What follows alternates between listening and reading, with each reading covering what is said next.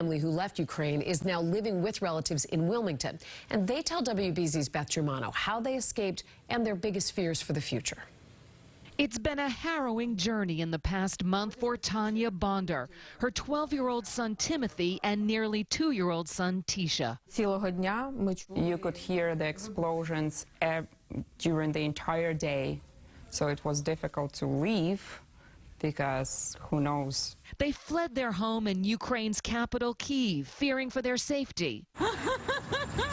Arriving in Massachusetts just last Friday, they have found comfort in the Wilmington home of her sister-in-law, Elena Kanata, who translates for Tanya. There was no understanding when you come back, whether you will come back.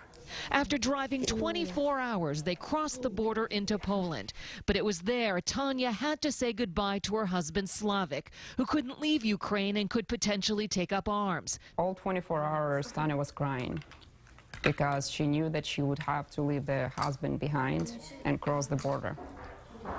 So she was crying for 24 hours. In Poland, the family helped them rent a temporary home while they sorted out travel visas for the children and felt the isolation. But you're alone with the kids. You don't have anybody, no friends. It's been an adjustment for her sons, who miss their father and the life they knew. They don't know when they meet again.